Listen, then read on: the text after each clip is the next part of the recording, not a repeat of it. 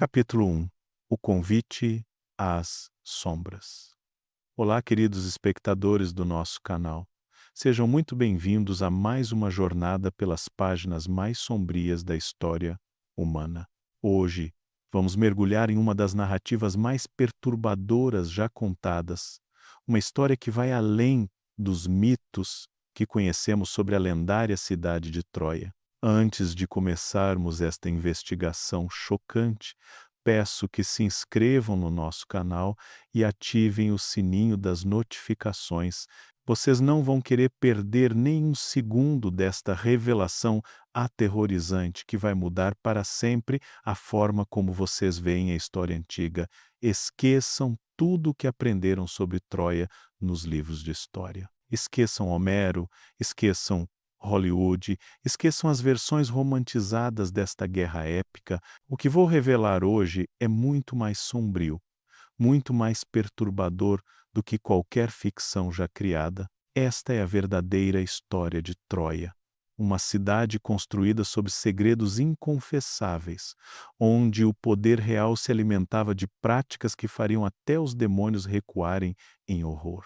Nas profundezas dos arquivos arqueológicos mais secretos, em tabletes cuneiformes que jamais foram exibidos ao público, em pergaminhos que os próprios historiadores preferem manter escondidos, encontramos evidências de uma realidade que desafia nossa compreensão da civilização antiga. Troia não era apenas uma cidade próspera no cruzamento entre a Europa e a Ásia, era um laboratório de horror humano, onde a família real praticava rituais que combinavam magia negra, incesto sistemático e torturas refinadas. O príncipe Heitor, aquele que conhecemos como nobre defensor de Troia, era na verdade o arquiteto de um sistema de crueldade que operava nas sombras do palácio real. Longe dos olhos do povo, longe dos bardos que cantariam suas glórias, Heitor comandava uma rede de câmaras secretas onde prisioneiros, escravos e até mesmo membros da própria família real eram submetidos a experiências que desafiam a imaginação humana. Mas o mais chocante de tudo não eram as torturas físicas. Não eram os instrumentos de metal retorcido encontrados nas escavações clandestinas. Não eram nem mesmo os altares manchados de sangue descobertos sob as fundações do palácio. O mais perturbador era o sistema de incesto ritual que a família real praticava há gerações, acreditando que isso lhes daria poderes sobrenaturais para governar não apenas os vivos, mas também os mortos. A filha do rei Príamo, cujo nome verdadeiro foi apagado dos registros históricos por razões que logo entenderão, não era apenas uma princesa, ela era a peça central de um ritual ancestral que combinava magia negra com práticas sexuais aberrantes. Heitor a mantinha em uma câmara especial no subsolo do palácio, não como prisioneira, mas como sua assistente mais valiosa na arte das trevas. Esta câmara, descoberta apenas em 1987 por uma expedição arqueológica que imediatamente classificou suas descobertas como alto segredo, continha evidências de rituais que duravam dias inteiros. Paredes cobertas de símbolos que não pertenciam a nenhuma cultura conhecida, instrumentos de tortura que combinavam funcionalidade com uma estética diabólica, e mais perturbador ainda, registros detalhados de cada sessão de horror. Os tabletes encontrados nesta câmara revelam que Heitor acreditava estar se comunicando com entidades do submundo através destes rituais. Cada ato de crueldade, cada momento de sofrimento infligido, cada grito de agonia era cuidadosamente orquestrado para abrir portais entre o mundo dos vivos e o reino dos mortos. E sua assistente mais dedicada nesta empreitada diabólica era sua própria irmã. O relacionamento entre Heitor e a princesa sem nome transcendia qualquer concessão normal de família. Eles não eram apenas irmãos. Eram parceiros em uma dança macabra que havia começado na infância e se desenvolvido ao longo dos anos em algo que desafia classificação. Os registros indicam que esta união aberrante não era apenas tolerada pela família real, mas ativamente encorajada como parte de uma tradição que remontava aos fundadores de Troia. Mas por que esta história foi escondida por tanto tempo? Por que os historiadores mainstream continuam a perpetuar a versão sanitizada dos eventos troianos? A resposta está no poder que estas revelações têm de abalar os próprios fundamentos da nossa compreensão sobre a civilização antiga. Se Troia, uma das cidades mais celebradas da antiguidade, era na verdade um centro de horror organizado. O que isso diz sobre outras civilizações que admiramos? A verdade é que a queda de Troia não começou com o cavalo de madeira dos gregos. Começou muito antes, quando Aquiles, durante uma de suas incursões de reconhecimento, descobriu acidentalmente a rede de câmaras subterrâneas onde os horrores reais aconteciam. O que ele viu naqueles túneis mudou não apenas o curso da guerra, mas a própria natureza do conflito. Aquiles não era apenas um guerreiro sedento de glória. Depois de testemunhar os horrores que se desenrolavam sob o palácio troiano, ele se tornou um homem obcecado pela justiça. A guerra deixou de ser sobre Helena ou honra nacional. Tornou-se uma cruzada pessoal para erradicar uma forma de mal que ameaçava contaminar todo o mundo conhecido. Nos próximos capítulos, vamos mergulhar profundamente nesta rede de horror. Vamos explorar cada câmara secreta, cada ritual diabólico, cada momento de crueldade refinada que definiu os últimos anos de Troia. Vamos conhecer as vítimas cujos nomes foram apagados da história, mas cujos sofrimentos ecoam através dos milênios. E vamos descobrir como esta cidade aparentemente gloriosa se tornou um portal literal para o inferno na Terra. Preparem-se para uma jornada que vai testar os limites da sua capacidade de compreender a maldade humana. Esta não é apenas uma história sobre o passado, é um aviso sobre os abismos de crueldade que a humanidade é capaz de alcançar quando o poder absoluto se combina com a corrupção absoluta. Capítulo 2. As câmaras do submundo. Descendo pelas escadarias de pedra que levavam às profundezas do palácio troiano, encontramos um labirinto de corredores que não aparecem em nenhum mapa oficial da cidade. Estas passagens, escavadas diretamente na rocha viva sob as fundações do palácio, formavam uma rede complexa de câmaras interconectadas, cada uma projetada para um propósito específico no grande ritual que consumia a vida da família real. A primeira câmara que Aquiles descobriu durante sua infiltração noturna era conhecida pelos troianos como o útero da serpente. Este nome, gravado em caracteres cuneiformes acima da entrada, fazia referência à crença de que este espaço era onde a vida e a morte se encontravam em uma dança eterna. As paredes desta câmara eram cobertas por uma substância negra e viscosa que os arqueólogos modernos ainda não conseguiram identificar completamente. No centro da câmara, uma mesa de pedra polida refletia a luz tremeluzente das tochas que nunca se apagavam. Esta mesa, esculpida em um único bloco de obsidiana negra, continha canais intrincados que formavam padrões geométricos complexos. Estes canais serviam para direcionar os fluidos corporais das vítimas durante os rituais, criando desenhos que, supostamente, tinham significado mágico para os praticantes. Ao redor desta mesa central, dispostos em um círculo perfeito, encontravam-se 12 tronos menores, também esculpidos em pedra negra.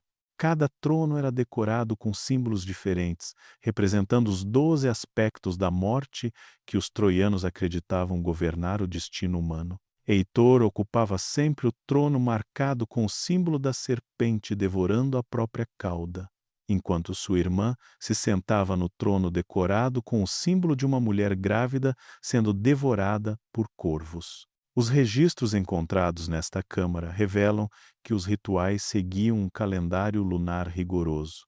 A cada lua nova, prisioneiros de guerra eram trazidos para esta câmara e submetidos a procedimentos que combinavam tortura física com o que os troianos chamavam de extração da essência vital. Este processo, descrito em detalhes perturbadores nos tabletes, envolvia a remoção sistemática de partes do corpo, enquanto a vítima permanecia consciente. Mas o aspecto mais chocante destes rituais não era a crueldade física, era a participação ativa da princesa sem nome, que não apenas assistia aos procedimentos, mas os conduzia com uma perícia que sugeria anos de prática. Os registros indicam que ela havia desenvolvido técnicas próprias para prolongar o sofrimento das vítimas, acreditando que quanto maior a agonia, maior seria o poder transferido para os praticantes.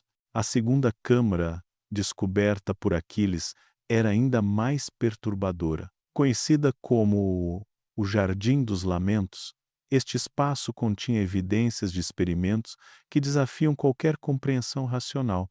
Aqui, prisioneiros eram mantidos vivos por períodos prolongados enquanto eram submetidos a modificações corporais que os transformavam em algo que não era mais completamente humano. As paredes desta câmara eram cobertas por gaiolas de ferro forjado, cada uma contendo os restos de experimentos anteriores. Algumas gaiolas continham esqueletos com ossos soldados em ângulos impossíveis. Outras abrigavam crânios perfurados com precisão cirúrgica, sugerindo tentativas de acesso direto ao cérebro. Mais perturbador ainda eram as gaiolas que continham esqueletos de crianças, indicando que nem mesmo os mais jovens eram poupados destes horrores. No centro desta câmara, uma árvore de ferro negro se erguia do chão até o teto. Esta estrutura, forjada pelos melhores metalúrgicos de Troia, servia como um dispositivo de tortura que permitia suspender múltiplas vítimas simultaneamente. Cada galho da árvore terminava em ganchos e correntes projetados para suportar o peso de um corpo humano por períodos prolongados. Os tabletes encontrados nesta câmara descrevem rituais que duravam semanas inteiras. Vítimas eram suspensas na árvore de ferro e submetidas a procedimentos diários que gradualmente removiam sua humanidade.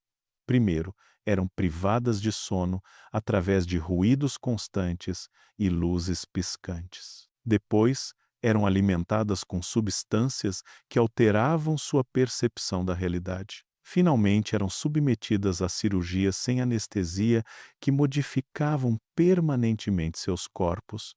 O objetivo destes experimentos, segundo os registros troianos, era criar servos perfeitos para o submundo. Heitor acreditava que ao transformar seres humanos em criaturas que não pertenciam nem ao mundo dos vivos nem ao dos mortos, ele poderia estabelecer uma ponte permanente entre os dois reinos. Estes seres híbridos serviriam como mensageiros e guardiões, garantindo que o poder da família real se estendesse além da morte. A terceira câmara era reservada exclusivamente para os rituais envolvendo membros da família real. Conhecida como o Sanctum do Sangue Sagrado, este espaço era onde o incesto ritual era praticado como forma de concentrar e purificar o poder ancestral. As paredes desta câmara eram cobertas por genealogias detalhadas que traçavam as linhagens incestuosas da família real através de gerações. Aqui, Heitor e sua irmã realizavam cerimônias que combinavam atos sexuais com rituais de sangue. Acreditavam que ao manter o sangue real puro através do incesto e ao misturar este sangue com o de suas vítimas durante os atos sexuais, eles poderiam absorver não apenas o poder vital de suas vítimas, mas também canalizar a força ancestral de todos os reis troianos que os precederam. os detalhes destes rituais, preservados em tabletes que foram imediatamente classificados como alto segredo após sua descoberta, revelam uma complexidade perturbadora. Cada ato era cronometrado com precisão astronômica, cada movimento coreografado para maximizar o que os troianos acreditavam ser a transferência de poder. As vítimas, sempre escolhidas por características específicas que supostamente amplificavam sua essência vital, eram integradas nestes rituais de formas que desafiam descrição. Deixem seus comentários sobre o que vocês estão achando desta revelação chocante. Vocês conseguem imaginar como estas práticas permaneceram escondidas por tanto tempo? Continuem conosco para descobrir ainda mais segredos aterrorizantes. A quarta câmara descoberta por Aquiles era talvez a mais perturbadora de todas. Chamada de o Arquivo dos Gritos, este espaço servia como uma biblioteca macabra, onde cada momento de sofrimento infligido nas outras câmaras era meticulosamente documentado. As paredes eram cobertas por estantes que continham milhares de tabletes de argila, cada um registrando os detalhes de um ritual específico. Estes registros não eram apenas documentação, eram manuais de instrução para futuras gerações da família real. Cada técnica de tortura, cada método de prolongar o sofrimento, cada forma de extrair informações ou poder vital das vítimas estava catalogada com a precisão de um tratado científico. Os troianos haviam transformado a crueldade em uma ciência exata. Mais chocante ainda era a descoberta de que estes registros datavam de séculos antes da Guerra Troiana. A família real havia praticado estes horrores por gerações, refinando suas técnicas e expandindo seus conhecimentos sobre os limites do sofrimento humano. O que Aquiles descobriu não era uma aberração recente, mas uma tradição ancestral que definia a própria identidade da realeza troiana. No final deste capítulo das trevas, começamos a compreender que Troia não era apenas uma cidade, era uma máquina de horror alimentada pelo sofrimento humano e lubrificada pelo sangue de incontáveis vítimas. No final deste capítulo das trevas, começamos a compreender que Troia não era apenas uma cidade, era uma máquina de horror alimentada pelo sofrimento humano e lubrificada pelo sangue de incontáveis vítimas. E no coração desta máquina, Heitor e sua irmã dançavam sua dança macabra, acreditando que cada ato de crueldade os aproximava mais da imortalidade. Capítulo 3. A princesa sem nome.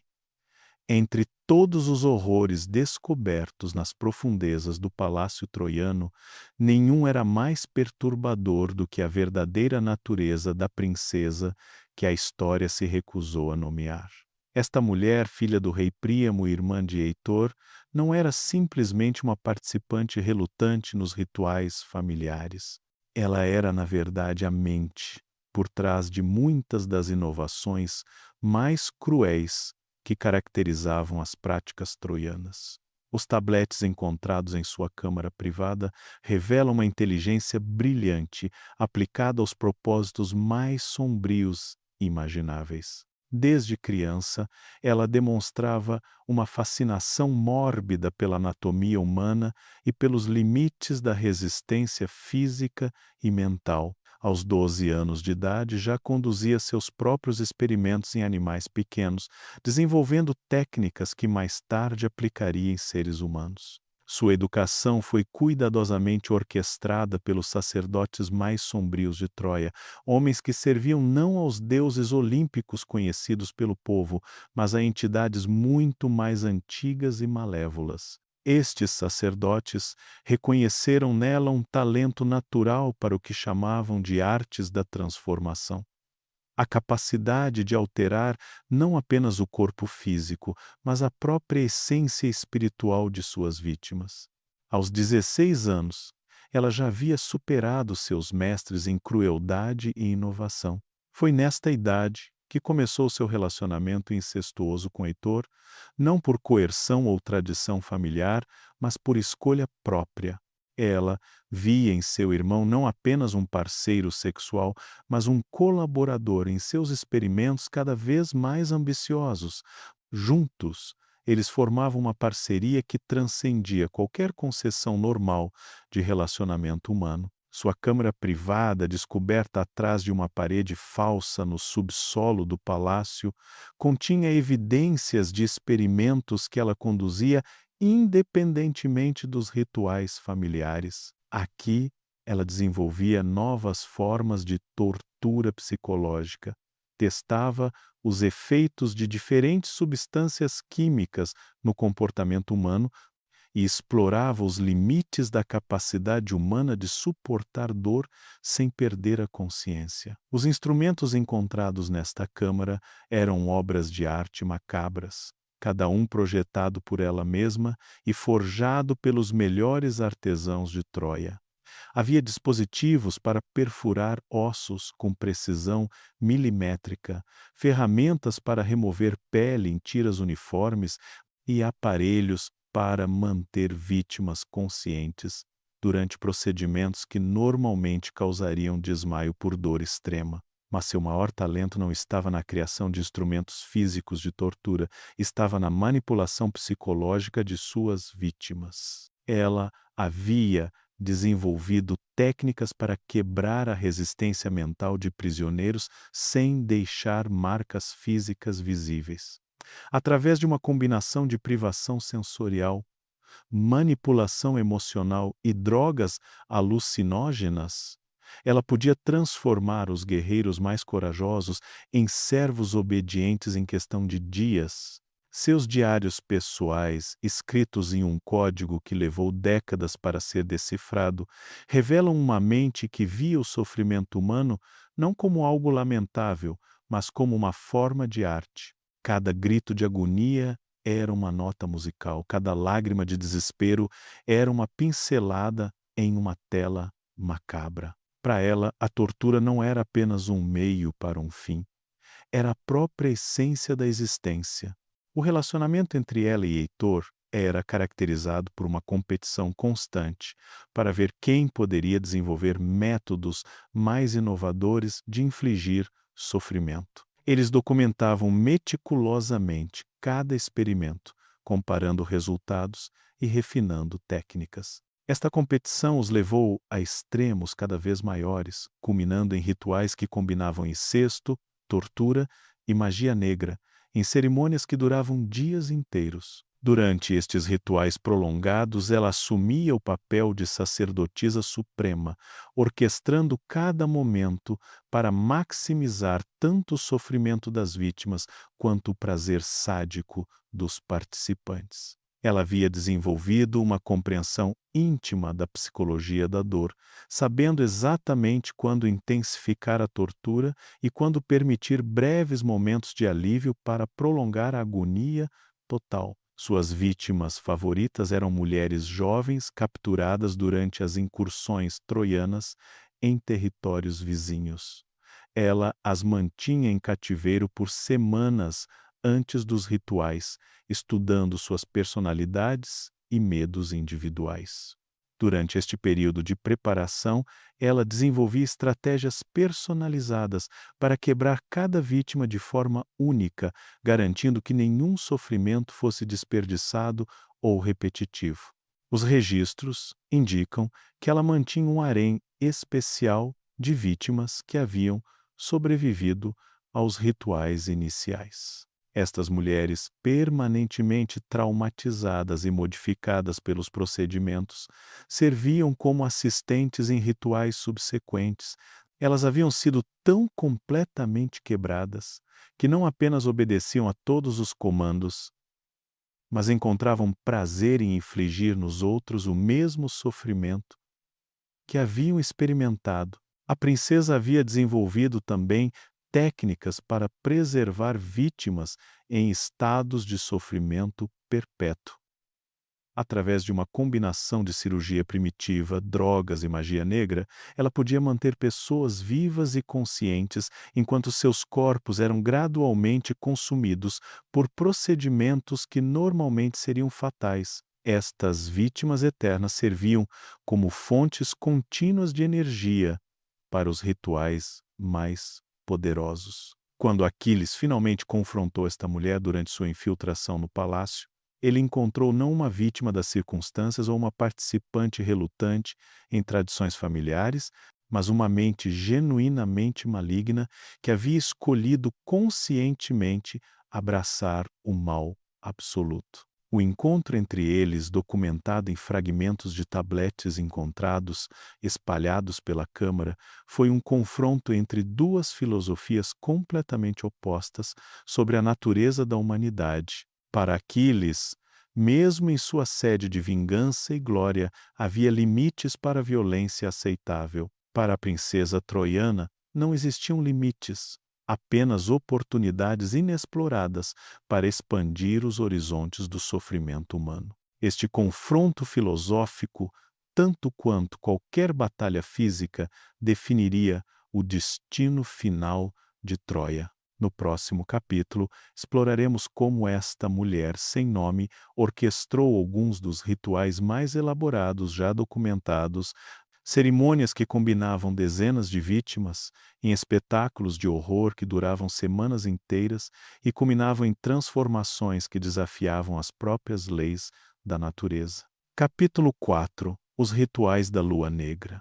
Entre todos os horrores praticados nas profundezas do palácio troiano, nenhum era mais elaborado ou perturbador do que os rituais da Lua Negra. Estes eventos, realizados durante os eclipses lunares mais raros, representavam o ápice da arte sombria desenvolvida pela família real ao longo de gerações. Preparados com meses de antecedência, estes rituais envolviam não apenas a família real, mas toda uma rede de colaboradores que incluía sacerdotes, artesãos e até mesmo cidadãos comuns de Troia. A preparação para um ritual da Lua Negra começava com a seleção cuidadosa de exatamente 49 vítimas, um número que os troianos consideravam sagrado por representar 7 grupos de 7 pessoas, cada grupo simbolizando um aspecto diferente da existência humana. Estas vítimas eram escolhidas não aleatoriamente, mas através de critérios específicos que incluíam idade, origem étnica, habilidades especiais e até mesmo características físicas particulares. O primeiro grupo consistia em 7 crianças entre 5 e 10 anos de idade, representando a inocência pura que seria corrompida durante o ritual. Estas crianças eram mantidas em uma câmara especial por semanas antes do evento, sendo alimentadas com uma dieta específica que incluía ervas alucinógenas em doses crescentes. O objetivo era alterar gradualmente sua percepção da realidade, preparando-as para os horrores que enfrentariam. O segundo grupo era formado por 7 jovens mulheres virgens, capturadas durante incursões em territórios vizinhos. Estas mulheres representavam a fertilidade e o potencial de vida que seria pervertido durante o ritual. Elas eram submetidas a um regime de preparação que incluía jejuns prolongados, banhos em substâncias químicas que alteravam a cor de sua pele e tatuagens rituais que cobriam seus corpos inteiros com símbolos de poder. O terceiro grupo consistia em 7 guerreiros capturados, representando a força física e a coragem que seriam quebradas e absorvidas. Estes homens eram mantidos em condições que alternavam entre conforto extremo e privação total, um processo projetado para confundir suas mentes e enfraquecer sua resistência psicológica. Durante as semanas de preparação, eles eram forçados a lutar entre si em combates que gradualmente removiam sua humanidade. Os grupos restantes incluíam artesãos especializados, sacerdotes de religiões estrangeiras, mulheres grávidas, anciãos sábios e, finalmente, 7 indivíduos escolhidos por características físicas ou mentais únicas: albinos, anões, pessoas com deformidades específicas ou aqueles que demonstravam habilidades psíquicas incomuns. A câmara onde os rituais da Lua Negra eram realizados era uma obra-prima de arquitetura macabra, localizada no ponto mais profundo do complexo subterrâneo. Esta câmara circular tinha exatamente 49 metros de diâmetro, com o teto abobadado decorado por constelações que não correspondiam a nenhum padrão astronômico conhecido.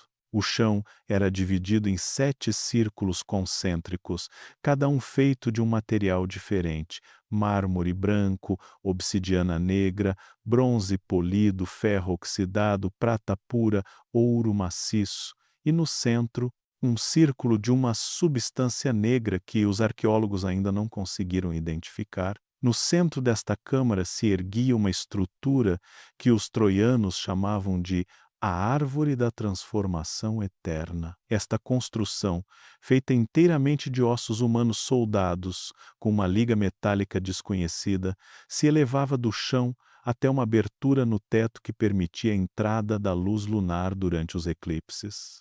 A árvore tinha exatamente 49 galhos, cada um terminando em um dispositivo projetado para suportar um corpo humano em uma posição específica. O ritual em si começava ao pôr do sol do dia do eclipse, com a princesa sem nome assumindo o papel de condutora suprema, vestida com vestes feitas inteiramente de pele humana, curtida e decorada com joias extraídas de vítimas anteriores.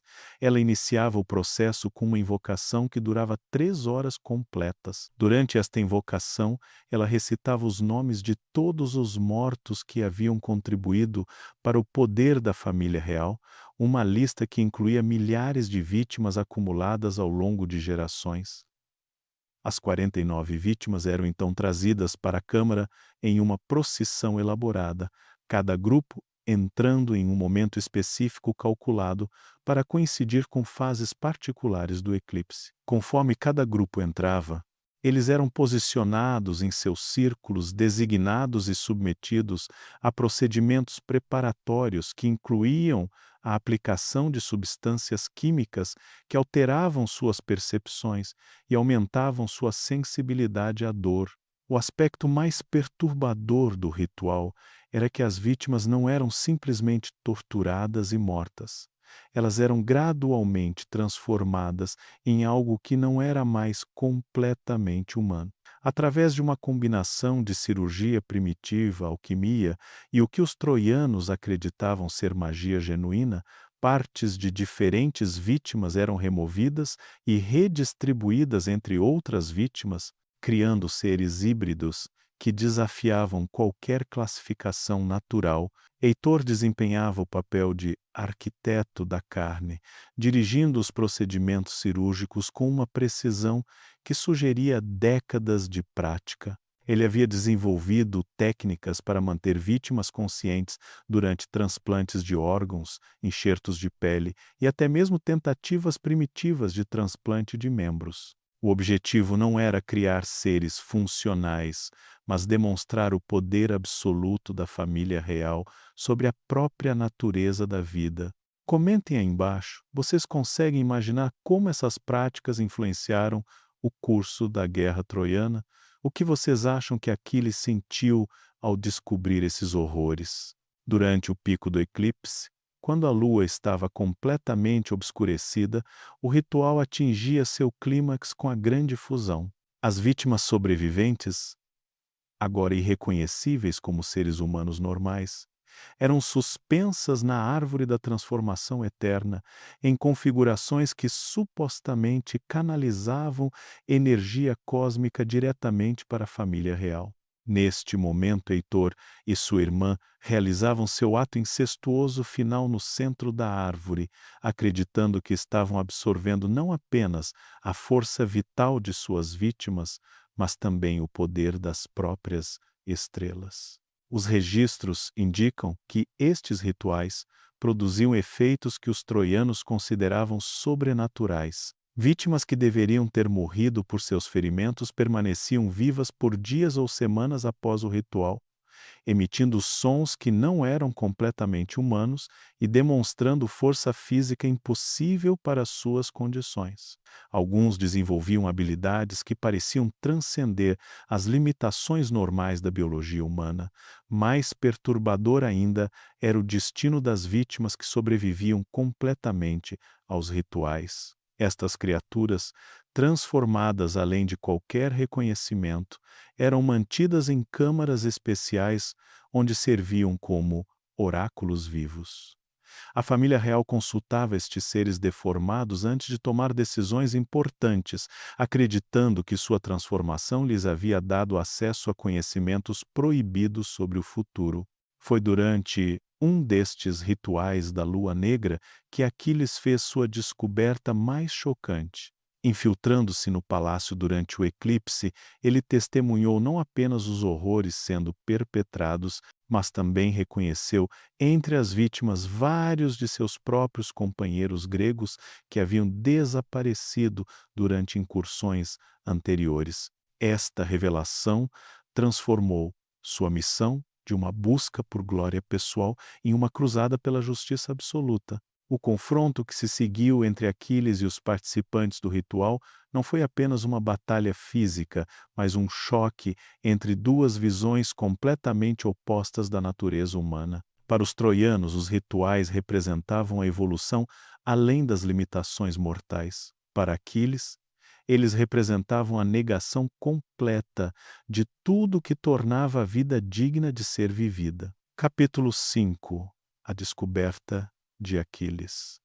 A noite em que Aquiles descobriu a verdadeira natureza de Troia foi uma noite que mudaria não apenas o curso da guerra, mas a própria compreensão da humanidade sobre os limites da maldade. Era a terceira semana do cerco grego, e Aquiles havia decidido realizar uma missão de reconhecimento solitária, infiltrando-se nas defesas troianas para avaliar suas capacidades militares. O que ele encontrou nas profundezas do Palácio Real superou seus piores pesadelos. Aquiles havia entrado na cidade através de um túnel de esgoto que corria sob as muralhas orientais.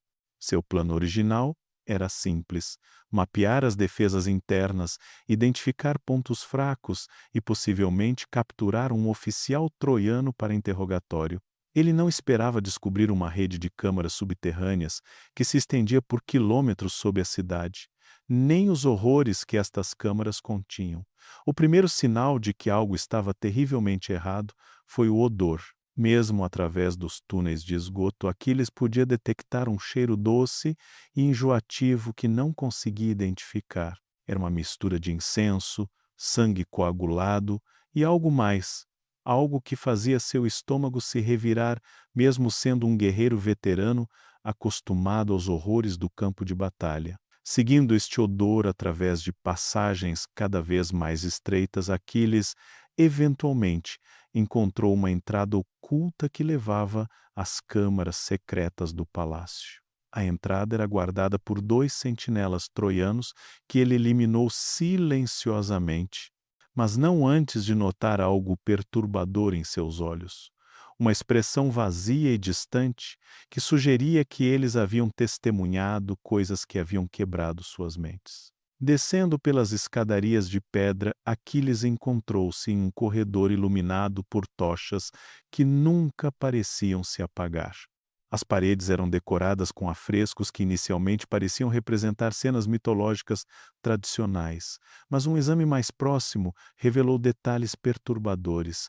As figuras nos afrescos não eram deuses e heróis, mas representações gráficas de torturas e mutilações realizadas com precisão artística. A primeira câmara que Aquiles explorou continha evidências de experimentos médicos que desafiavam qualquer concessão de ética ou humanidade. Mesas de dissecação ainda manchadas de sangue fresco, instrumentos cirúrgicos de design desconhecido e frascos contendo órgãos humanos preservados em líquidos que brilhavam com uma luz própria.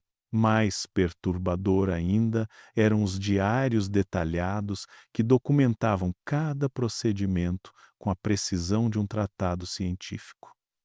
Foi na segunda câmara que Aquiles fez sua primeira descoberta verdadeiramente chocante. Pendurados em ganchos ao longo das paredes estavam os corpos de vários guerreiros gregos que haviam desaparecido durante incursões anteriores, mas estes não eram simplesmente cadáveres. Eles haviam sido modificados de formas que desafiavam a compreensão. Membros haviam sido removidos e recolocados em posições impossíveis.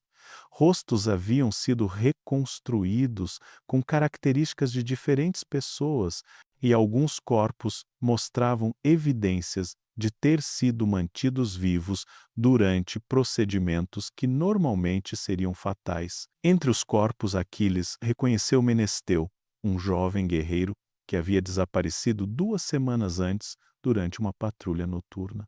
Mas o que restava de Menesteu mal era reconhecível como humano. Seus braços haviam sido substituídos por membros que pareciam ter vindo de diferentes pessoas.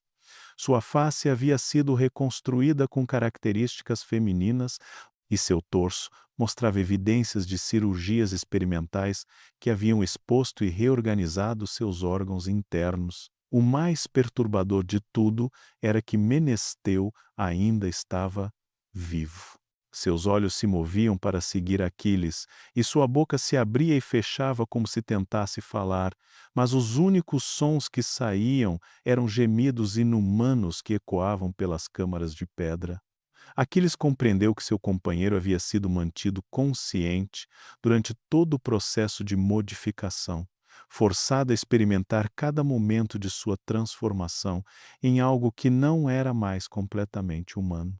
Foi neste momento que Aquiles ouviu vozes vindas das profundezas das câmaras. Seguindo os sons, ele descobriu a câmara principal, onde um ritual estava em andamento. Através de uma fenda na parede de pedra, ele podia observar sem ser detectado o que estava acontecendo no interior. O que ele viu naquela noite assombraria seus sonhos pelo resto de sua vida. No centro da câmara, Heitor e a princesa sem nome estavam realizando um dos seus rituais incestuosos, mas desta vez com uma audiência de vítimas vivas suspensas ao redor da câmara. Estas vítimas, em vários estágios de modificação e mutilação, eram forçadas a testemunhar o ato enquanto eram simultaneamente submetidas a torturas que prolongavam sua agonia sem permitir a morte. Aquiles observou em horror crescente, conforme Heitor e sua irmã alternavam entre atos sexuais e procedimentos cirúrgicos realizados nas vítimas suspensas. Cada grito de agonia das vítimas parecia intensificar o prazer dos irmãos, criando um ciclo de horror que se alimentava de si mesmo. A precisão e frieza com que eles realizavam estes atos revelava anos, possivelmente décadas, de prática refinada. Mas o momento que quebrou completamente a compostura de Aquiles foi quando ele reconheceu uma das vítimas suspensas. Era Patroclo, seu companheiro mais próximo e amigo desde a infância, que havia desaparecido 3 dias antes, durante uma missão de reconhecimento. Patroclo estava vivo, mas havia sido submetido a modificações que o tornavam irreconhecível. Seus membros haviam sido alongados através de algum processo que esticara seus ossos. Sua pele havia sido tatuada com símbolos que pareciam se mover na luz tremeluzente das tochas, e seus olhos haviam sido substituídos por esferas de cristal que brilhavam com uma luz interna. O mais devastador para Aquiles era que Patroclo ainda mantinha sua consciência. Quando seus olhares se encontraram através da fenda na parede, Patroclo tentou formar palavras com lábios que haviam sido costurados parcialmente fechados. Aquiles podia ver o reconhecimento e o desespero nos olhos cristalinos de seu amigo, e compreendeu que Patroclo estava plenamente consciente de sua condição e implorando por uma morte misericordiosa. Foi neste momento que a sede de vingança que definiria as ações subsequentes de Aquiles nasceu em seu coração. Esta não era mais uma guerra por Helena ou honra nacional. Esta era uma cruzada pessoal contra uma forma de mal que ameaçava a própria essência da humanidade. Aquiles compreendeu que Troia não era apenas uma cidade inimiga, era um câncer que precisava ser completamente erradicado da face da terra, forçando-se a permanecer escondido até que pudesse planejar um resgate adequado.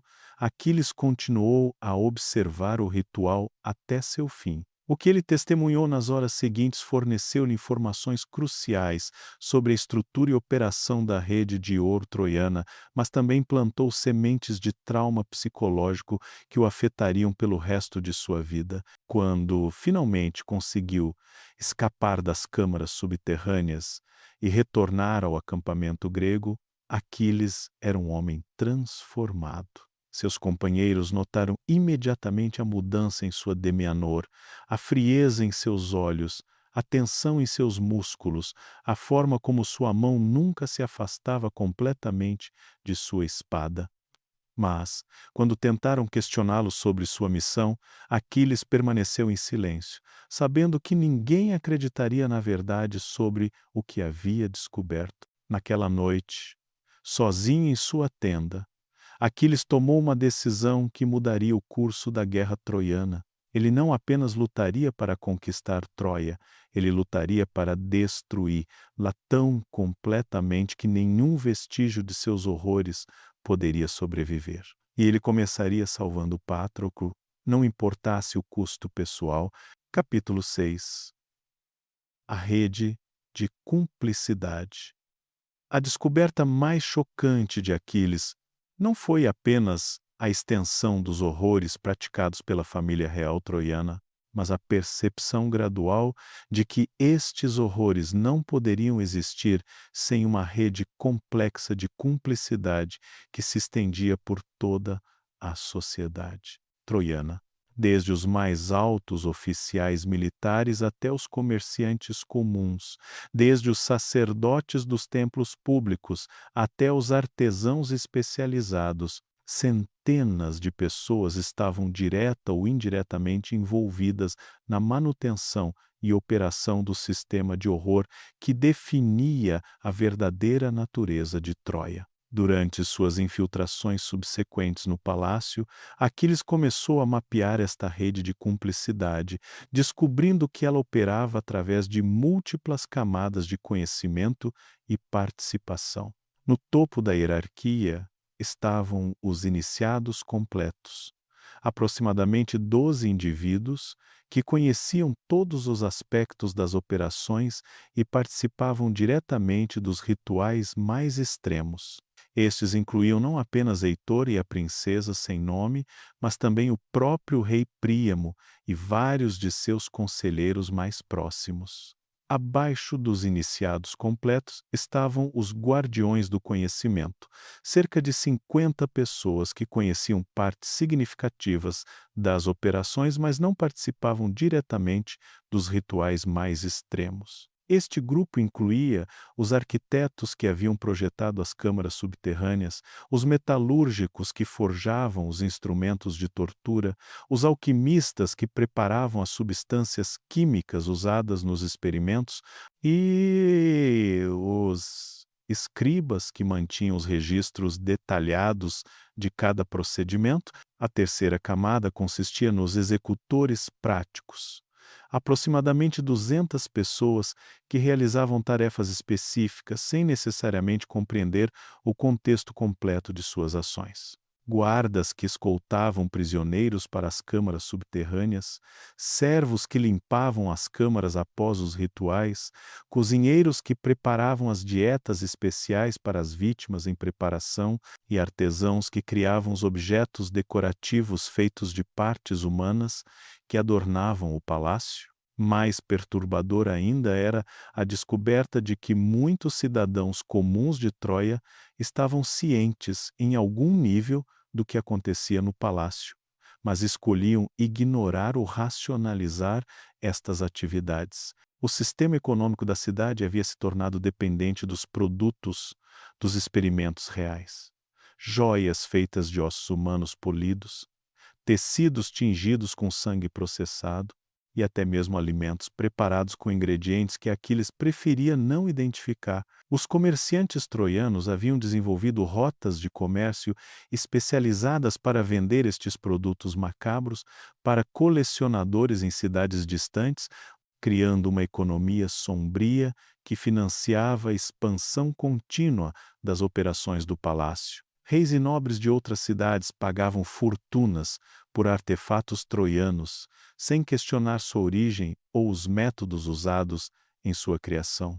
O sistema religioso de Troia havia sido completamente corrompido para apoiar as atividades da família real. Os sacerdotes públicos pregavam doutrinas que sutilmente preparavam a população para aceitar a superioridade natural da família real e a necessidade de sacrifícios para manter a prosperidade da cidade. Festivais religiosos regulares incluíam elementos que normalizavam a violência e o sofrimento, gradualmente dessensibilizando a população para os horrores que ocorriam em seu meio. Aquiles descobriu que o recrutamento para os níveis mais altos da rede de cumplicidade seguia um processo cuidadosamente orquestrado. Candidatos potenciais eram identificados através de sua demonstração de ambição, falta de empatia ou habilidades específicas que poderiam ser úteis para as operações.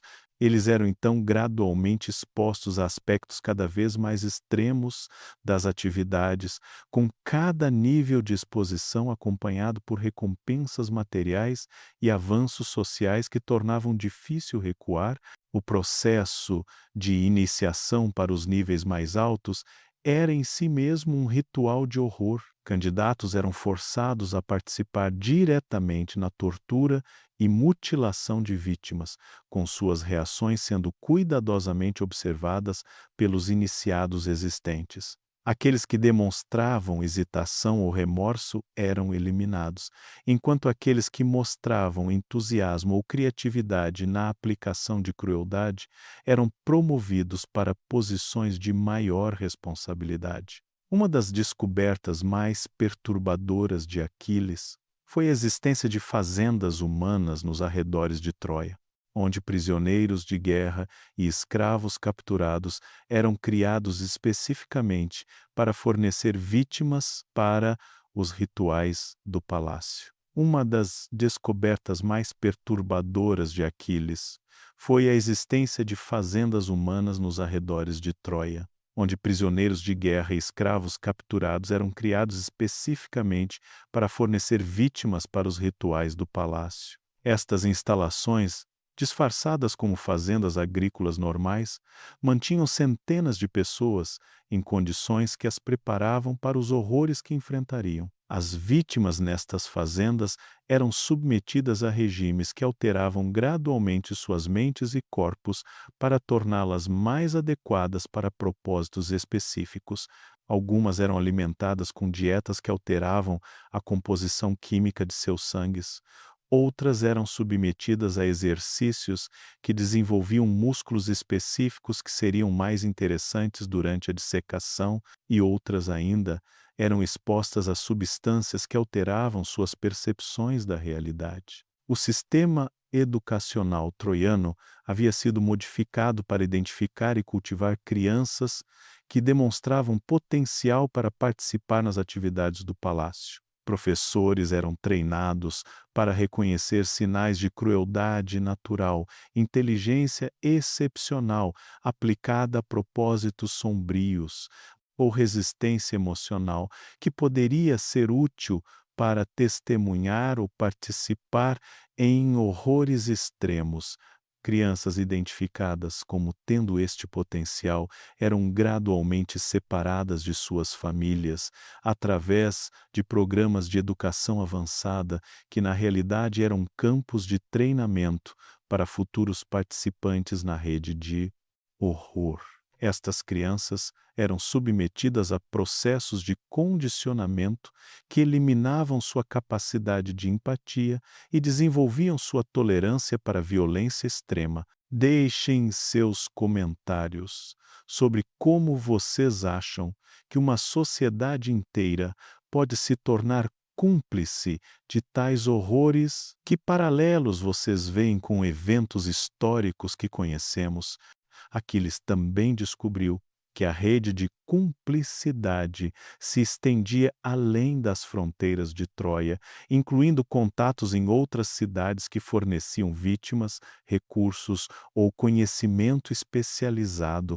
Alguns desses contatos eram motivados por ganho financeiro, outros por curiosidade intelectual sobre os limites da experiência humana e outros ainda por suas próprias inclinações sádicas que encontravam expressão através da associação com as atividades troianas. O sistema de comunicação usado por esta rede internacional era sofisticado e altamente secreto, utilizando códigos complexos e rotas de mensagem que passavam por múltiplos intermediários para evitar detecção. Mensagens eram frequentemente escondidas em transações comerciais aparentemente normais ou incorporadas em obras de arte que eram enviadas como presentes diplomáticos. Mais chocante ainda era a descoberta de que alguns dos aliados gregos na guerra troiana estavam secretamente em comunicação com elementos da rede troiana, trocando informações militares por acesso aos produtos e conhecimentos desenvolvidos nos experimentos do palácio. Esta traição explicava como os troianos conseguiam antecipar muitas das estratégias militares gregas e como certas operações gregas resultavam em emboscadas devastadoras. Conforme Aquiles mapeava a extensão completa desta rede de cumplicidade, ele começou a compreender que a destruição de Troia exigiria mais do que uma vitória militar convencional. Seria necessário identificar e eliminar sistematicamente todos os participantes na rede, destruir todos os registros de seus conhecimentos e técnicas e garantir que nenhum aspecto de seu sistema de horror pudesse sobreviver para contaminar outras sociedades. Esta compreensão transformou a missão de Aquiles de uma busca por vingança pessoal em uma cruzada pela purificação completa. Ele começou a planejar não apenas o resgate de Patroclo e outros prisioneiros gregos, mas a erradicação total de uma forma de mal que ameaçava se espalhar além de Troia para infectar todo o mundo conhecido. Capítulo 7. O resgate impossível. A decisão de Aquiles de resgatar Patroclo das profundezas do palácio troiano não era apenas um ato de lealdade pessoal, mas uma declaração de guerra contra o próprio conceito de que alguns horrores eram irreversíveis. Durante 2 semanas após sua descoberta inicial, Aquiles estudou meticulosamente os padrões de guarda, os horários dos rituais e a arquitetura complexa das câmaras subterrâneas, procurando uma oportunidade que sabia ser quase impossível. O maior desafio não era apenas penetrar nas defesas troianas novamente, mas fazê-lo de uma forma que permitisse extrair vítimas vivas que estavam em condições físicas extremamente debilitadas. Patroclo e os outros prisioneiros gregos haviam sido submetidos a modificações que tornavam o movimento normal impossível e muitos estavam conectados a dispositivos que os mantinham vivos artificialmente. Aquiles começou sua preparação reunindo um pequeno grupo de guerreiros gregos de confiança absoluta, homens que haviam lutado ao seu lado por anos e cuja lealdade era inquestionável. Ele não podia revelar a verdadeira natureza de sua missão. As revelações sobre os horrores troianos eram simplesmente inacreditáveis demais para serem aceitas sem evidência direta, então ele apresentou a operação como um resgate militar convencional de prisioneiros de guerra.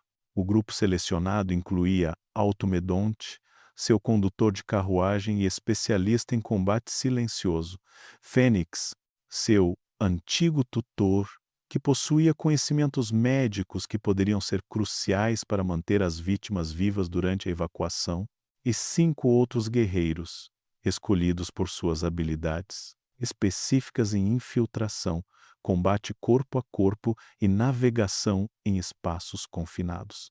A preparação para a missão exigiu a criação de equipamentos especializados que não existiam na guerra convencional da época. Aquiles trabalhou secretamente com os melhores artesãos do acampamento grego para desenvolver dispositivos portáteis de suporte vital, ferramentas para cortar através dos dispositivos que mantinham os prisioneiros conectados aos aparelhos troianos, e sistemas de transporte que permitiriam mover vítimas gravemente feridas através de túneis estreitos. O timing da operação foi calculado para coincidir com uma das cerimônias religiosas públicas de Troia, quando a atenção da cidade estaria focada nos templos e a maioria dos guardas do palácio estaria participando das festividades.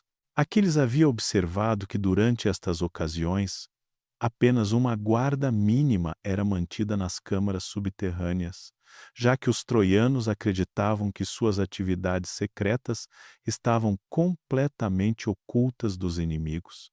A infiltração inicial seguiu a mesma rota que Aquiles havia usado anteriormente, através dos túneis de esgoto sob as muralhas orientais. Desta vez, no entanto, o grupo carregava equipamentos adicionais que tornavam o movimento mais lento e arriscado. Cada homem carregava não apenas suas armas, mas também ferramentas especializadas, suprimentos médicos e seções desmontáveis de macas projetadas para navegação em túneis.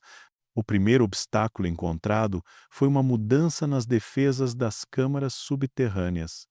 Os troianos haviam instalado novos sistemas de alarme, cordas conectadas a sinos que soariam se fossem perturbadas e guardas adicionais em posições que Aquiles não havia observado anteriormente. Isto sugeriu que sua infiltração anterior havia sido detectada, mesmo que os troianos não soubessem exatamente quem havia penetrado em suas defesas. Navegando cuidadosamente através destes novos obstáculos, o grupo finalmente alcançou a câmara onde Patroclo e os outros prisioneiros gregos estavam sendo mantidos.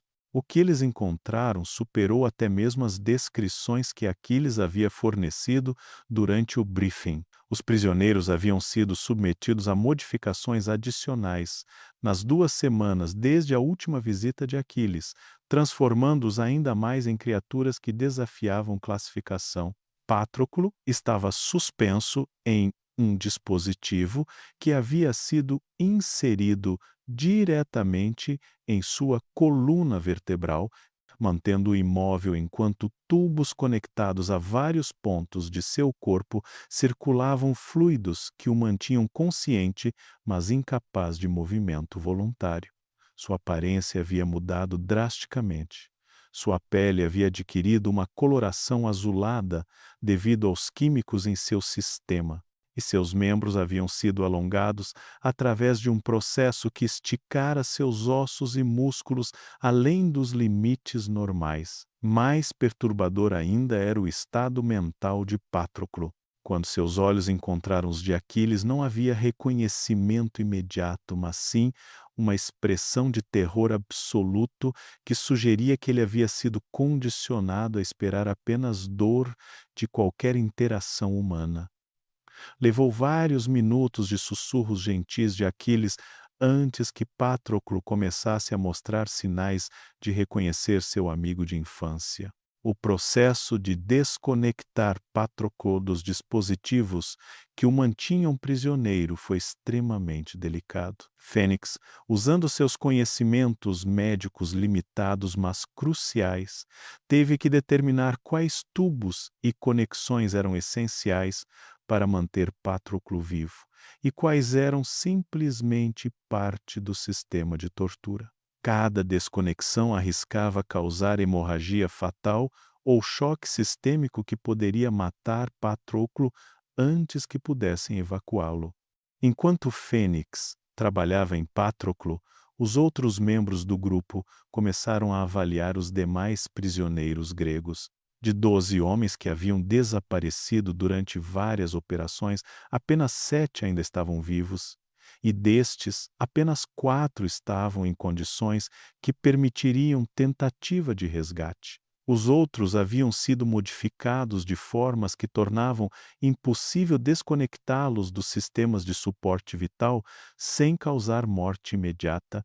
A decisão mais difícil que Aquiles teve que tomar foi aceitar que não poderia salvar todos os seus companheiros. 3 dos prisioneiros imploraram através de gestos e sons inumanos para serem mortos misericordiosamente, ao invés de deixados para continuar sofrendo. Com lágrimas nos olhos, Aquiles concedeu este último pedido, terminando rapidamente suas agonias com golpes precisos de sua adaga. O processo de evacuação foi complicado pelo fato de que os prisioneiros resgatados não podiam se mover independentemente. Eles tiveram que ser carregados através dos túneis estreitos em macas improvisadas, um processo que exigia movimento extremamente lento e cuidadoso para evitar causar ferimentos adicionais ou detectar a presença do grupo de resgate. Durante a evacuação,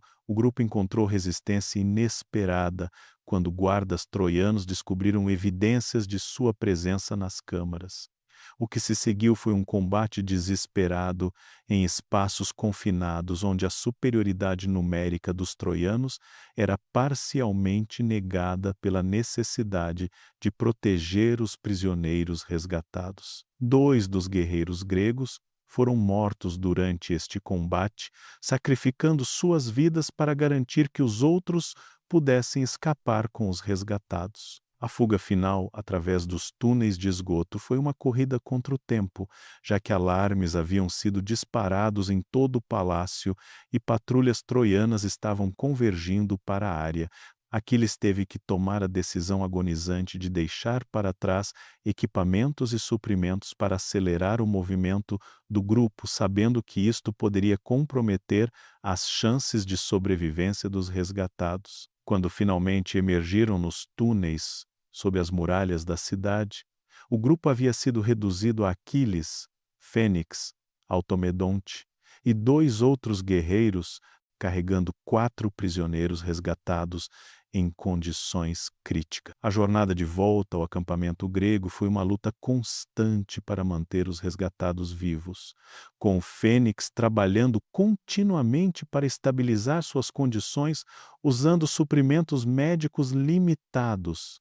A chegada ao acampamento grego criou comoção imediata. Os outros líderes gregos ficaram chocados não apenas pelo estado dos prisioneiros resgatados, mas também pelas histórias que Aquiles finalmente se sentiu compelido a contar. Mesmo assim, muitos se recusaram a acreditar completamente nas descrições dos horrores troianos, considerando-as exageros nascidos do trauma do combate. Patroclo sobreviveu ao resgate, mas estava permanentemente mudado tanto física quanto mentalmente. As modificações que havia sofrido não podiam ser completamente revertidas, e ele carregaria as marcas de sua experiência pelo resto de sua vida. Mais importante ainda, sua condição servia como evidência viva dos horrores que aguardavam qualquer grego capturado pelos troianos. Capítulo 8. A transformação da guerra.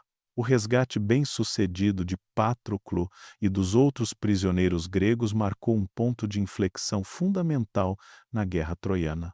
O que havia começado como um conflito relativamente convencional sobre honra, território e uma mulher raptada transformou-se em algo muito mais sombrio, uma cruzada existencial contra uma forma de mal que ameaçava a própria essência da humanidade civilizada. A evidência física dos horrores troianos, na forma dos prisioneiros resgatados, finalmente convenceu os líderes gregos céticos da veracidade das afirmações de Aquiles. Agamenon, Menelau, Odisseu e os outros reis gregos foram forçados a confrontar a realidade de que estavam lutando não apenas contra um inimigo militar, mas contra uma civilização que havia abraçado práticas que desafiavam qualquer código de conduta humana aceito. Esta revelação causou uma transformação profunda na estratégia e táticas gregas. A guerra deixou de ser sobre conquista e saque, tornando-se uma missão de erradicação completa. Os gregos compreenderam que não poderiam simplesmente derrotar Troia militarmente e depois negociar termos de rendição. Eles precisavam destruir completamente a cidade e eliminar qualquer possibilidade de que suas práticas pudessem sobreviver ou se espalhar. Aquiles assumiu um papel de liderança não oficial na reformulação da estratégia grega. Sua experiência direta com os horrores troianos e seu conhecimento detalhado da arquitetura subterrânea do palácio tornaram-no indispensável para o planejamento de operações futuras. Mais importante ainda, sua transformação pessoal de guerreiro, buscando glória em cruzado, buscando justiça, inspirou uma mudança similar em muitos de seus companheiros. A primeira mudança significativa na conduta da guerra foi a decisão de não mais fazer prisioneiros troianos.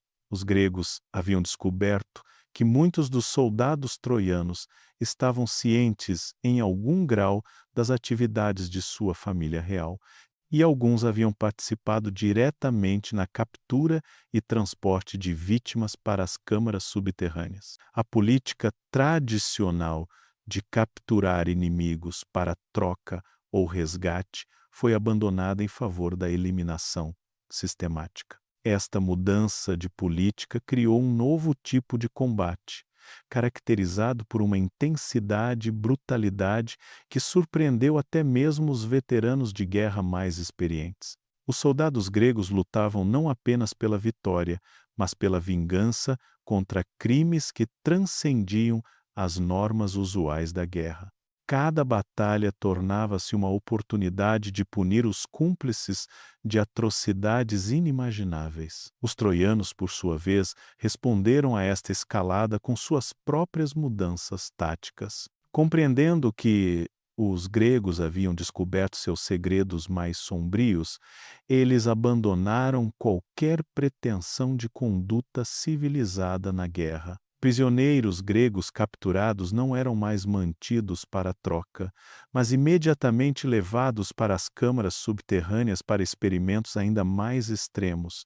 Heitor, em particular, tornou-se obcecado com capturar Aquiles vivo. Os registros troianos indicam que ele havia desenvolvido planos específicos para submeter Aquiles a um regime de modificações que duraria meses, transformando-o gradualmente em uma obra-prima de horror que serviria como símbolo da superioridade troiana sobre seus inimigos gregos. A princesa, sem nome, também intensificou seus experimentos, desenvolvendo novas técnicas especificamente projetadas para quebrar a resistência de guerreiros gregos. Ela havia estudado os prisioneiros resgatados por Aquiles, analisando quais modificações haviam sido mais eficazes em destruir sua humanidade, e refinado seus métodos baseada nestas observações. Uma das inovações mais perturbadoras desenvolvidas durante este período foi o que os troianos chamavam de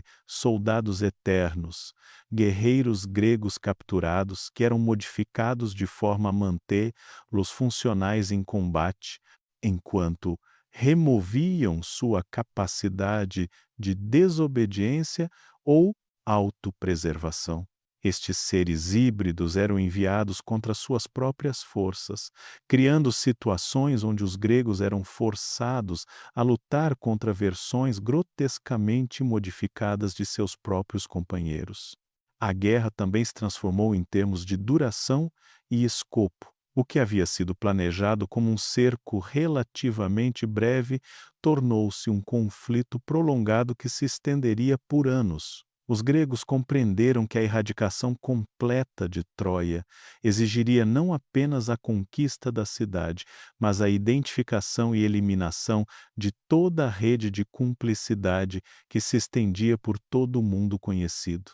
Operações especiais foram organizadas para rastrear e eliminar os contatos troianos em outras cidades. Pequenos grupos de guerreiros gregos foram enviados em missões secretas para identificar e destruir as fazendas humanas nos arredores de Troia, libertar as vítimas que pudessem ser salvas e eliminar os operadores destas instalações. Estas operações revelaram a extensão verdadeiramente chocante da rede troiana. Instalações foram descobertas não apenas nos arredores imediatos de Troia, mas em localizações distantes conectadas por rotas de comércio secretas. Algumas destas instalações haviam operado por décadas, fornecendo um fluxo constante de vítimas para os experimentos do Palácio Real. A descoberta de que a corrupção troiana havia se espalhado tão amplamente forçou os gregos a expandir significativamente o escopo de sua cruzada. Não era suficiente destruir apenas Troia, eles precisavam rastrear e eliminar cada nó desta rede de horror. Não importasse quão distante ou bem escondido estivesse. Comentem suas impressões sobre como uma guerra pode se transformar completamente quando os verdadeiros horrores são revelados. Que paralelos vocês veem com conflitos históricos reais? A transformação psicológica dos soldados gregos foi talvez o aspecto mais profundo desta mudança na natureza da guerra. Homens que haviam partido de casa como guerreiros convencionais buscando glória e saque, encontraram-se engajados em uma luta que testava os próprios limites de sua humanidade. Muitos desenvolveram uma frieza e determinação que os alienava de suas identidades anteriores. Aquiles, em particular, tornou-se uma figura quase mítica entre as forças gregas. Sua transformação de um jovem guerreiro impetuoso em um cruzado implacável inspirou tanto admiração quanto uma forma de terror respeitoso. Seus companheiros reconheciam que ele havia visto e experimentado coisas que o haviam mudado fundamentalmente, tornando-o algo mais e menos que humano. A guerra também assumiu dimensões rituais que ecoavam, de forma invertida, os próprios rituais troianos. Os gregos desenvolveram cerimônias de purificação para soldados que haviam sido expostos aos horrores das instalações troianas, reconhecendo que o simples testemunho de tais atrocidades poderia contaminar espiritualmente aqueles que as presenciavam. Estas cerimônias, conduzidas por sacerdotes especialmente treinados, envolviam não apenas purificação física através de banhos rituais, mas também processos psicológicos projetados para ajudar os soldados a processar traumas que desafiavam compreensão normal. Alguns soldados nunca se recuperaram completamente, carregando as marcas psicológicas de suas experiências pelo resto de suas vidas. Conforme a guerra se prolongava e sua verdadeira natureza se tornava mais amplamente conhecida, ela começou a atrair voluntários de outras cidades gregas e até mesmo de civilizações distantes que haviam ouvido rumores sobre os horrores troianos. Estes homens vinham não por saque ou glória, mas movidos por um senso de dever moral para ajudar na erradicação de uma forma de mal que ameaçava toda a humanidade civilizada. A transformação da guerra troiana de um conflito convencional em uma cruzada existencial estabeleceu precedentes que influenciariam a conduta de conflitos por gerações futuras. Ela demonstrou como a descoberta de atrocidades extremas poderia transformar completamente a natureza e objetivos de uma guerra, elevando-a de uma disputa territorial para uma luta pela própria alma da civilização humana. Capítulo 9. O confronto final. Após 3 anos de guerra transformada, o confronto final entre Aquiles e as forças do mal troiano aproximava-se inevitavelmente.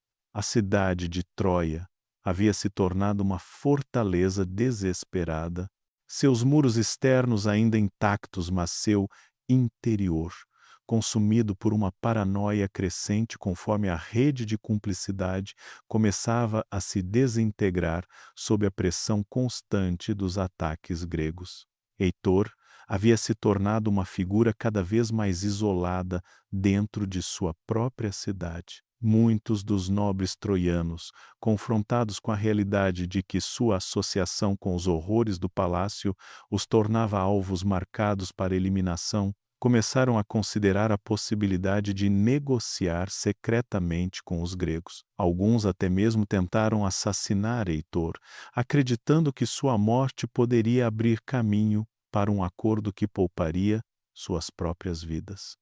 A princesa sem nome, por outro lado, havia se tornado ainda mais extrema em suas práticas, como se a pressão externa intensificasse sua dedicação aos rituais sombrios.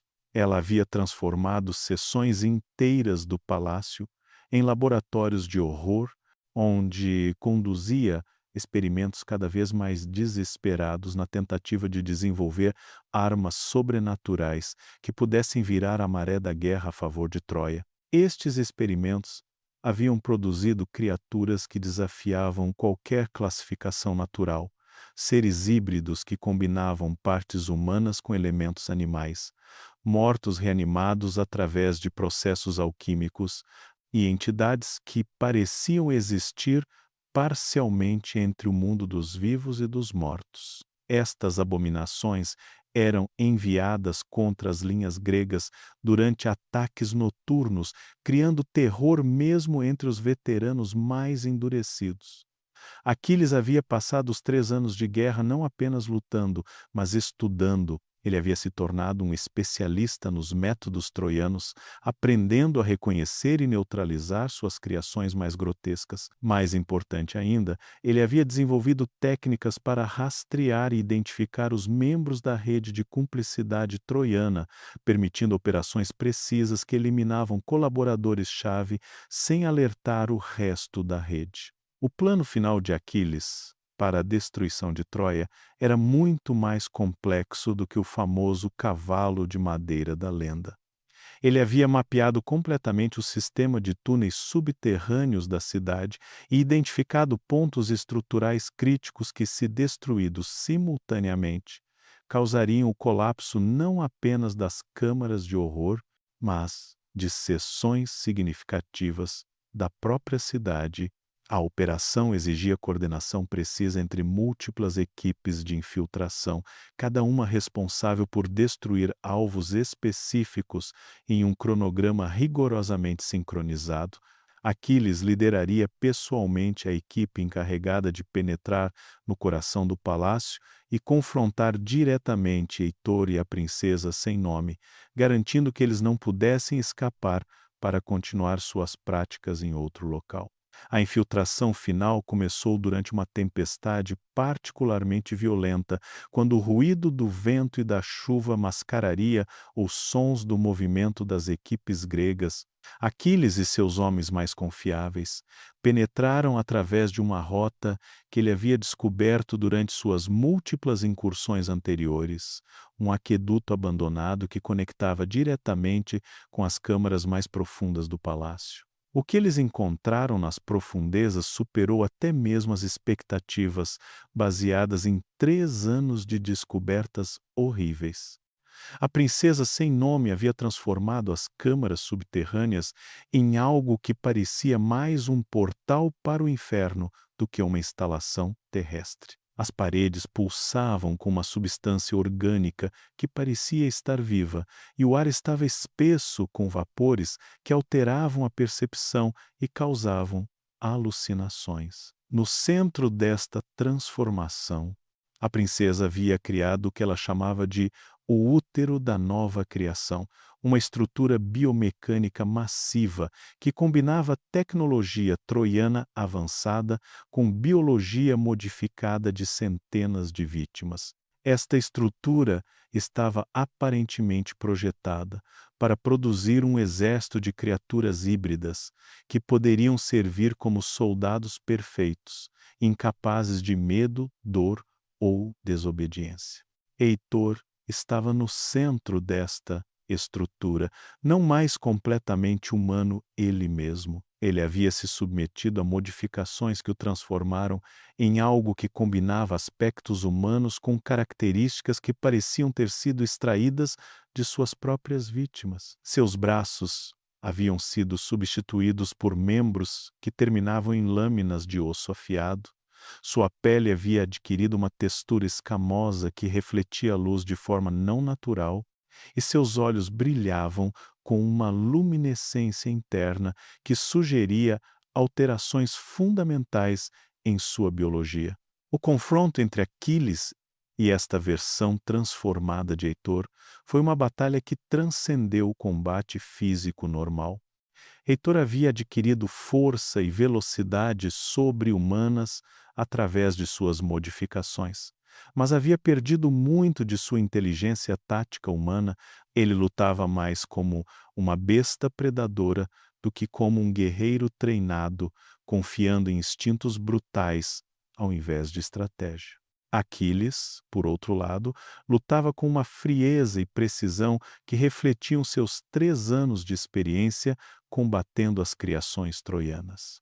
Ele havia aprendido a explorar as fraquezas inerentes nas modificações biológicas, identificando pontos onde as alterações criavam vulnerabilidades que não existiam em anatomia humana normal. A batalha devastou a Câmara Central, com os 2 combatentes destruindo equipamentos e estruturas conforme se moviam através do espaço.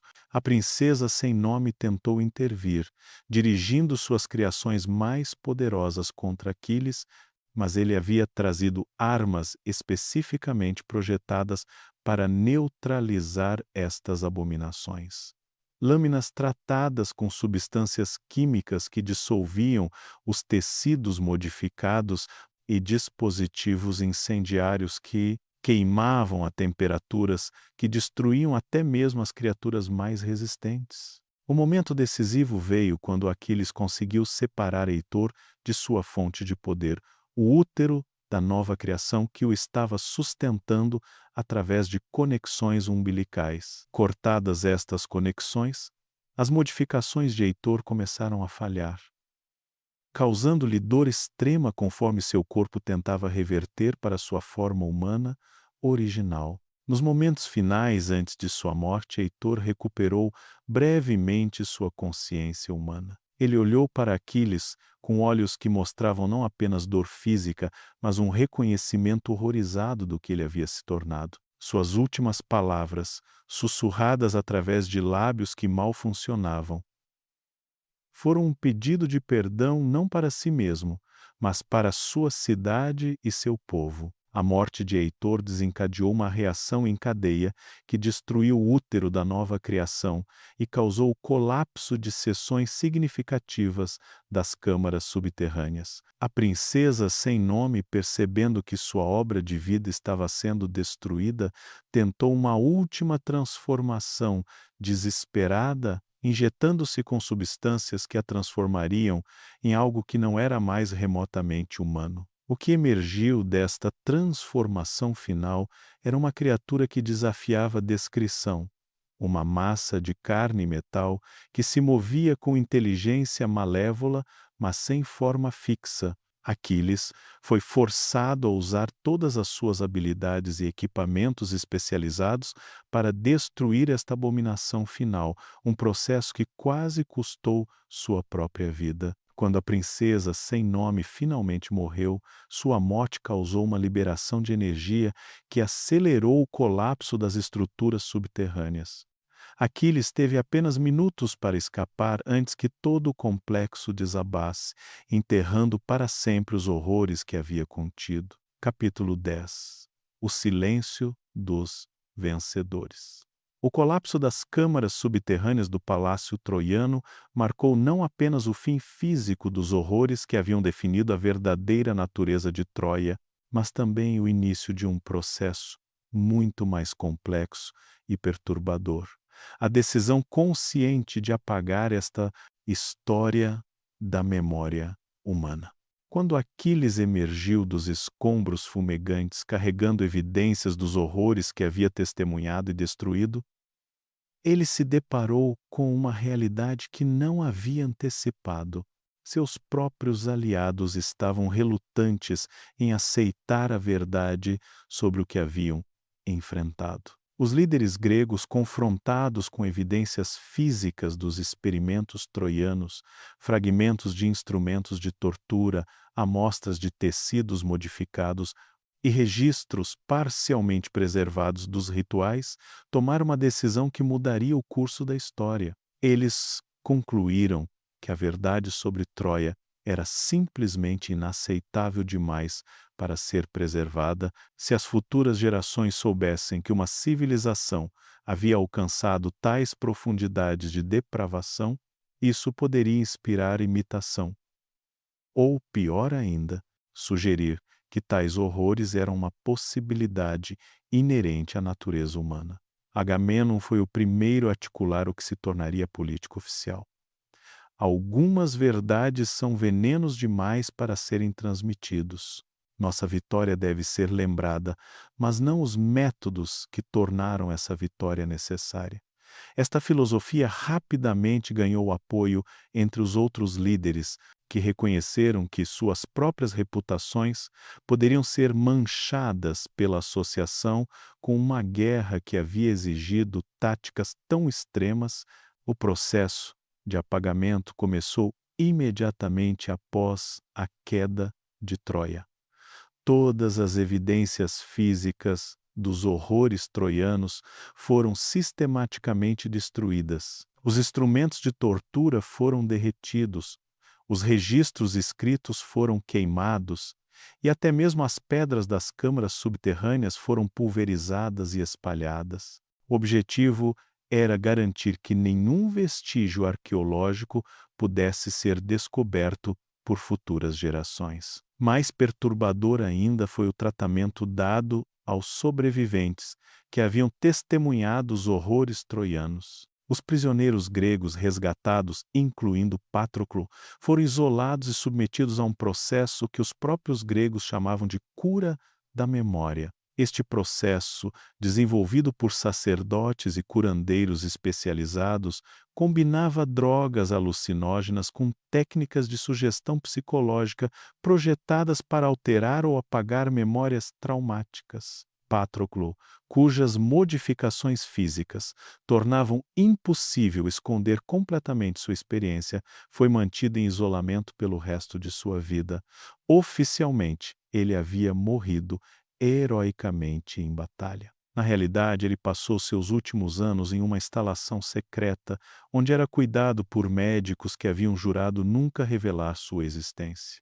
Suas tentativas ocasionais de contar sua verdadeira história eram dismissas como delírios causados por ferimentos de guerra. Os soldados gregos que haviam participado nas operações de infiltração e destruição das instalações troianas foram submetidos a processos similares.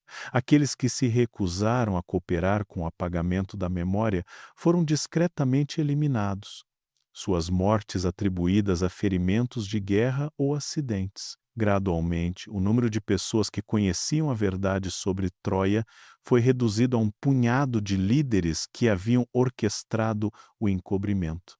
Aquiles representou o maior desafio para esta política de apagamento. Como a pessoa que havia descoberto e documentado mais extensivamente os horrores troianos, ele possuía conhecimentos que não podiam ser facilmente alterados ou suprimidos. Mais importante ainda, sua transformação pessoal durante a guerra havia criado nele uma compulsão quase religiosa para preservar a verdade, não importasse quão perturbadora ela fosse. O conflito entre Aquiles e seus próprios aliados sobre a preservação versus o apagamento da verdade troiana tornou-se tão intenso quanto qualquer batalha que ele havia travado contra os próprios troianos. Ele argumentava apaixonadamente que esconder a verdade garantiria que futuros horrores similares pudessem se desenvolver sem detecção. Já que as pessoas não saberiam quais sinais procurar ou que extremos de maldade eram possíveis. Os outros líderes gregos contra-argumentavam que preservar tal conhecimento criaria um manual de instruções para futuros perpetradores de atrocidades. Eles apontavam que os próprios registros troianos haviam servido como guias para refinamento de técnicas de tortura ao longo de gerações, sugerindo que documentar o mal poderia perpetuá-lo ao invés de preveni-lo. A resolução deste conflito veio através de um compromisso que satisfez parcialmente ambos os lados, mas que também criou as condições para a preservação secreta da verdade. Aquiles concordou em não divulgar publicamente seus conhecimentos sobre os horrores troianos, mas insistiu em criar registros ocultos que poderiam ser descobertos por futuras gerações se circunstâncias similares surgissem novamente. Estes registros foram criados de forma elaborada e criptografada, escondidos em locais que só poderiam ser encontrados por arqueólogos com tecnologia avançada ou por pessoas que já suspeitassem da existência de tais horrores. Os registros incluíam não apenas documentação dos métodos troianos, mas também análises detalhadas dos sinais de alerta que poderiam indicar o desenvolvimento de sistemas similares em outras sociedades. A versão oficial da Guerra Troiana, que foi transmitida para as gerações futuras, foi cuidadosamente construída para preservar os elementos heróicos enquanto eliminava qualquer referência aos verdadeiros horrores. Helena tornou-se o foco central do conflito, uma explicação conveniente que reduzia uma cruzada existencial contra o mal absoluto a uma disputa romântica compreensível. Heitor foi transformado postumamente em um herói nobre defendendo sua cidade, suas verdadeiras atividades apagadas em favor de uma imagem que o tornava um adversário respeitável ao invés de um perpetrador de atrocidades. A princesa sem nome foi completamente removida da narrativa, sua existência negada tão completamente que até mesmo seu nome verdadeiro foi perdido para a história. O próprio Aquiles tornou-se uma figura problemática na narrativa oficial. Sua transformação de guerreiro buscando glória em cruzado, obcecado pela justiça, não se encaixava na versão sanitizada dos eventos. A solução foi retratar sua motivação como vingança pessoal pela morte de Patroclo, uma explicação que preservava sua heroicidade enquanto ocultava as verdadeiras razões para sua intensidade implacável. Deixem seus comentários finais sobre esta revelação chocante. Como vocês acham que a história seria diferente se a verdade sobre Troia nunca tivesse sido escondida? Que lições podemos tirar para nossos tempos modernos? O sucesso deste encobrimento foi tão completo que por mais de 3.000 anos a humanidade acreditou na versão romântica da Guerra Troiana. Gerações de poetas, historiadores e artistas criaram obras baseadas na narrativa falsa, inadvertidamente contribuindo para o enterramento da verdade sob camadas de ficção heróica. Apenas no século XX, quando arqueólogos com equipamentos modernos começaram a escavar as verdadeiras ruínas de Troia, fragmentos da realidade começaram a emergir. Descobertas que não se encaixavam na narrativa oficial foram inicialmente dismissas como anomalias ou mal interpretadas como evidências de práticas religiosas incomuns. Levou décadas de trabalho cuidadoso para começar a reconstruir a verdade sobre o que realmente havia acontecido nas profundezas do Palácio Troiano. Mesmo hoje, muito do conhecimento sobre os verdadeiros horrores de Troia permanece classificado ou limitado a círculos acadêmicos especializados. A decisão dos antigos líderes gregos de suprimir a verdade continua a influenciar como esta história é contada, com muitos historiadores relutantes em confrontar completamente as implicações do que foi descoberto. A ironia final desta história é que o próprio ato de esconder a verdade sobre Troia pode ter contribuído para a repetição de horrores similares